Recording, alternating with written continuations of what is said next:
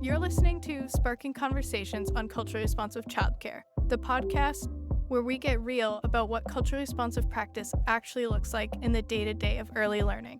Hi, my name is Sarah Andrews. I'm a public health researcher with a background in child and youth programming. And I'm Thea Louis. I'm a mom of two boys and an anthropologist. I grew up in Germany and now call Edmonton home. We're part of the team that was behind the Spark Guide, a guide to culturally responsive early learning and childcare in Alberta, created by PolicyWise for Children and Families, together with early childhood practitioners and experts from across Alberta. We're recording from Treaty 6 territory and the North Saskatchewan River territory of the Métis Nation, a traditional traveling route and gathering place for many Indigenous people. Each episode, we sit down with educators and leaders who share their stories, their light bulb moments, and the small things that make a big difference for belonging and cultural learning. So whether you're brand new to the Spark Guide or looking for fresh inspiration, we're here to spark ideas you can bring into your program tomorrow. I always thought about the experiences of children with different languages and cultures in their lives and how they're bridge builders themselves. So they are often the connection between mainstream and their home culture, and how to help them see that as a strength and not seeing it as missing parts. For today's episode, we will talk about the importance of recognizing and encouraging children's home languages. In Alberta, many children grow up with more than one language, and parents hope for their children to carry on their cultural identity and practices, including language. Language is at the core of how people perceive and conceptualize their world. Languages convey ideas, community, and identity in ways that are unique. Our guest today is Andrea MacLeod, a researcher on multilingual families and bilingual development for 25 years. Andrea is a professor in the Communication Sciences and Disorders Department and Vice Dean in the Faculty of Rehabilitation Medicine at the University of Alberta. Her research has focused on the speech and language abilities of bilingual children and adults. She has developed an expertise in the study of speech and language development among bilingual children from official language minority communities in Canada and among children from minoritized language communities, including immigrant and refugee children. Her work with bilingual children led her to co-found a nonprofit organization to support bilingual language development in young refugee children. She applies community-based research within a social justice framework to understand how best to support language maintenance and transmission. So welcome, Andrea, and thank you so much for joining us today. You've been involved with Spark since the beginning, and you've actually co-developed one of the training modules on supporting ethnoculture and multilingual families together with Nahid Muki, who's been a guest on a previous episode. We're so glad you're here with us today. Thank you for inviting me to join. It's really a pleasure to continue this conversation that we've been having around Spark. So to start with, we're asking all our guests the same question, and that's been giving us a neat little glimpse into what's top of mind for every one of them. So what are the 2 or 3 words that come to your mind when you think of culturally responsive childcare? I think when I think of culturally responsive childcare, I think of childcare that builds a bridge between the childcare setting and the child's family. I also think of words like feeling welcomed, so that child feels welcome, they feel like they belong, and also they feel like their culture and their language is valued in that childcare setting. So those are words or ideas that come together. Thank you. So we have bridge, we have welcoming, belonging. I'm curious to see what else you will share around those words. But first, tell us a little bit about your journey. How did you come to be passionate about childcare, about languages, and how that all comes together in early learning settings? Yeah, I think definitely some of my passion comes from growing up speaking 2 languages. I had one language that we used at home and the other language that we used in our community. So for me, I grew up in a French-speaking community. So French was the language used in the community and in childcare settings and in school. And I grew up speaking English, and I'm a descendant of Scottish settlers in Eastern Ontario. And so this combination and this experience of navigating between two languages and two cultures, even though we sometimes think of both cultures as being similar, they're both settler cultures, there's also quite a bit of a unique characteristics. So, with these roots, I've always thought about the experiences of children with different languages and cultures in their lives and how they're also bridge builders themselves. So, they are often the connection between mainstream and their home culture, and how to help them see that as a strength and not seeing it as missing parts, like they're not quite one or the other. And actually, they're both. And how amazing is that to be both? When I think about childcare, I really think about the importance of having that first experience outside the home be one that is welcoming and a place where children feel like they belong. And I feel like building that foundation really helps them continue to approach mainstream or school settings in a way that's more positive and from a strength approach rather than feeling like they don't fit in or that they have to change who they are to fit in. Okay. So you have been conducting research on multilingual learners for many years, and you describe speaking different languages as superpowers. I'm curious if you can tell us a little bit more about how language, being a superpower and an ability to build bridges, how that shows up in the day-to-day of childcare settings and why it matters. This is such a great question, Taya. So I think sometimes we think of language and culture as two different things, but language really is an embodiment of culture. So we often forget that how we speak and how we listen and interact with others is rooted in our culture. So if we extend that into childcare settings, well, language and culture is intertwined in the way we care for children, in how we listen and how we speak with children is informed by our culture. Our culture informs how they speak and listen to us. And so their expectations may be different. How we show we care, how we express our expectations. So, for example, we might expect children to show that they're paying attention by being quiet and making eye contact. And that might not be how the child's home culture shows that they're paying attention. It might be done through moving, it might be done by not looking. How children even learn with language, all of this is done through language and is also rooted in our culture. So there's like these two things that are intertwined. And for multilingual children, when they go to a new childcare setting that may be only offered in English, they not only need to learn a new vocabulary, new grammar, but they also need to learn kind of that connection between language and culture. And we often forget that. We assume that, well, they're just learning the language, just it's still a big task, but they also are learning how to use the language in a way that's culturally appropriate. And then the superpower piece comes from this kind of really trying to reframe. So kids, even at a really young age, experience gaps in their knowledge in an English only setting. So they experience the challenges of not being able to communicate and sometimes feeling like they don't belong in that setting.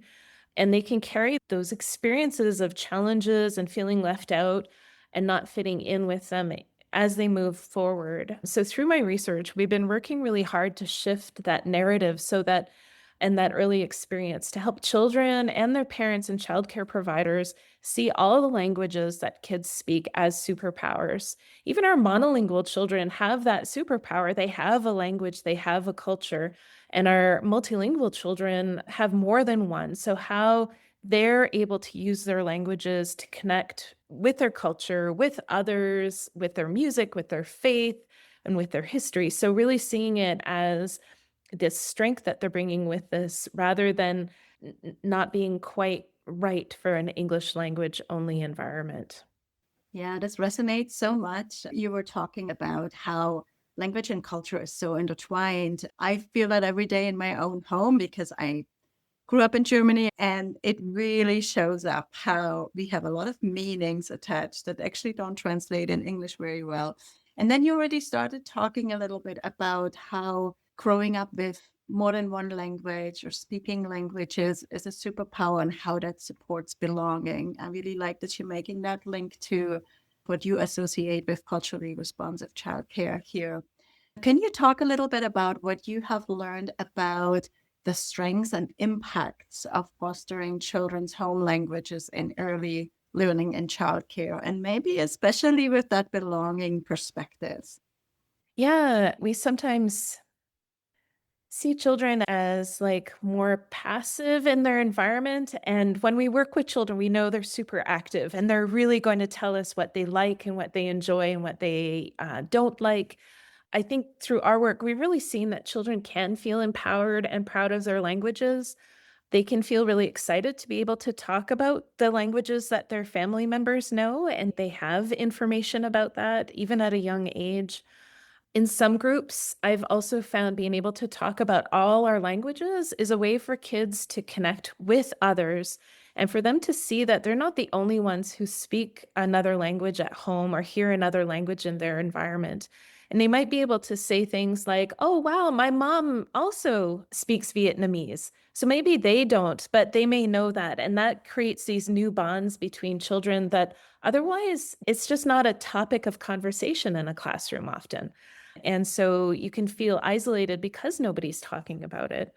And then because it's really in these childcare settings where parents also have a really big role, I think for parents, by bringing in conversations about the child's home language and culture, we can start helping them to see that their language and culture is valued outside their home and that they have knowledge that's valuable and that they can bring into these settings.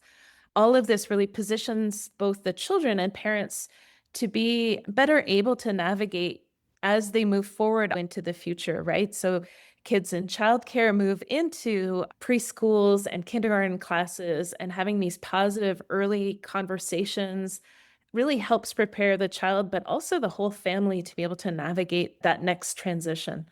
So, what are some of the practices that you have seen in busy childcare early learning contexts that helped children and families feel that their languages and their cultures are valued and seen? Like, how does it look like really concretely? Yeah, this is a great question.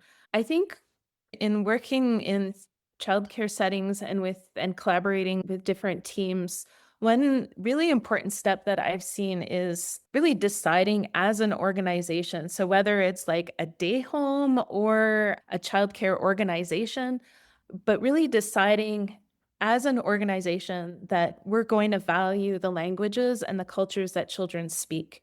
So when the organization as a group says, this is one of our priorities, this is one of our core values, it also says that, well, we're going to invest some time and resources. And the resources, we need to buy books and toys. So why don't we buy books and toys with that lens in mind? So it's not necessarily adding resources, but it is keeping that as one of the priorities.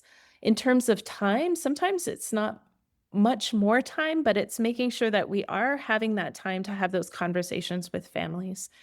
And also having this approach where we'll support team members who are multilingual in building connections and bringing their knowledge into the work environment.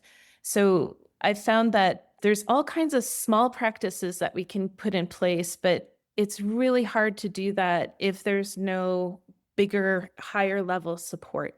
And those smaller practices can remain very surface level or feel discouraging because you're doing it, but actually nobody really is supporting you in doing those practices. So with this foundation, some of the things that we've done in our team, we've got two kind of main approaches that we use. And one is including multilingual storytelling and activities, and the other is the parent manifesto. So the multilingual storytelling really builds on the languages within the classroom or within the daycare setting, where we really aim to share stories with the children in the languages that they speak. And what we do is we draw on our parents' expertise. There's many stories that have YouTube videos, so we can play that even if we can't speak the language. And by focusing on a story, we in the classroom can also learn some key words related to the story in the languages that are represented in the classroom. That helps to connect with children, helps put them in a position of being the teacher and helping others with, oh, I know the name for that animal or that type of food, or I can definitely, I'll ask my mom. My mom can tell me. So bringing that knowledge into the classroom. And then the family manifesto is another tool that we use, and it's a guided interview tool where we to really have conversations with parents about their hopes and their aspirations for their child, and also to seek suggestions for practices where they have ideas for how to bring their language and culture into the setting. So when we work with these two, we're basically having these strong and authentic conversations with the families, and then able to also have some activities in the classroom that are based around culture and language of the children in the classroom. So those are some of the work we've done. I think there's those day-to-day strategies, but also having that embedded in a bigger approach within the organization that values this work. Yeah, that is so important. And we've had a guest speak to that organizational lens and that commitment and how that can look like. I'm wondering, as you speak to those two very concrete approaches that you've been using, if you have a story of a very concrete example of a child or a family or a staff member, maybe, where you tried one of these approaches out and you really saw how that mattered to them. Yeah, there's so many stories. One that comes to mind is I was working in a preschool setting, and one of the children in the group spoke very little in the setting. So I joined this classroom around March of that year, and the children had been together since the fall, so since about September. And this child just spoke very little. And some of the educators had some concerns like, was he able to speak more?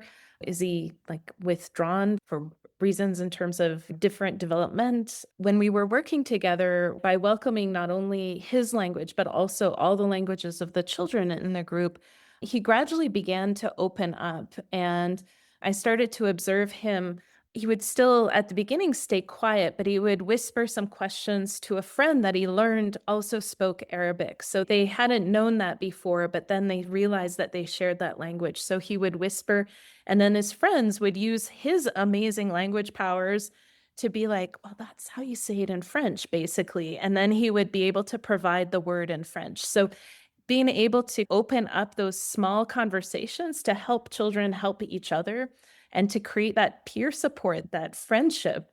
And as he realized that he wasn't the only one that was also encountering some of these challenges, he was more willing to join in and more willing to respond to questions and comment on activities. So he was still a quiet young boy, but it felt like we had helped him find ways, take part in some small steps that were missing before, because I think he really had kind of absorbed an idea that the environment was going to be only for in English. So he really couldn't use his other language to ease into it. But creating an environment where his other languages were welcomed, suddenly he saw that as a tool and was able to move forward. Wow, that makes such a difference for a child to feel that, yes, I have a way to express myself. I have a way to connect to somebody else. And as a mom, I know that this is so important to know that your kids have a way to connect and to feel like they belong. Yeah, definitely. What have been some of the things you found most helpful for educators and parents to bring language into that home routine, make people feel welcome to bring out their language and their culture in those routine settings, both in home and at childcare centers? Yeah, I can talk a bit about the home environment in more detail. So, an important part of my approach is to really see our cultures and our languages as a valuable part of who we are. And it's not like an accessory or an optional ingredient, it really is a core part of who we are. So, with this foundation, I can have conversations with parents about how to integrate this valuable part into our daily lives. I'm also bilingual. Our family is bilingual. And I bring some of that knowledge, my research knowledge kind of combined together. When I talk to parents about the home environment, I sometimes use the analogy of healthy diet, thinking about our languages as part of a healthy diet for our identity or a healthy way to construct our identity. And that we need to find ways to integrate our language just like we try to find ways to integrate vegetables, right? If kids could decide what they would eat all the time, they'd probably eat like marshmallows and chips, like their Halloween candy. We, as parents, are trying to support them in developing an interest and a desire to want to eat vegetables. And just like sometimes our home language is not their favorite thing, how can we also support them in becoming interested, to see it as fun, to see it as a way to connect, to see it as valuable? With that in mind, I'll have conversations with parents about, well, what are our goals for the language? Is it to be able to understand their grandparents or speak with their cousins or communicate comfortably at home? And then from those goals, really trying to think of ways that we can integrate our languages in our busy weeks in a way that's positive and playful. So sometimes it's thinking about maybe Wednesday and Thursday nights, everybody has started to get really tired, and that's not the night to make a language night. Maybe make the language night like Friday or Saturday, and it's a celebratory event. Maybe it's paired with like our favorite food from our home culture. Maybe it's paired with other activities where we're connecting with our community. So trying to integrate it in ways that are fun. Sometimes also with YouTube and with different streaming platforms, we can put cartoons on with the voices in the other language. And we've done that. If you want to watch cartoons, that's great, but we're watching them in French. So it's integrating the language in ways that kids can connect to, but giving them that foundation and that confidence and that like connection, but also finding those like pleasure through the connection, I think is really important. I love that sort of inspiring joy and finding fun in languages. On a similar line, I was wondering if you could share what piece of advice you would share to someone who's new to culture responsive childcare, who's in the context of minority languages. How would you build that confidence? And what's a good place to start for them?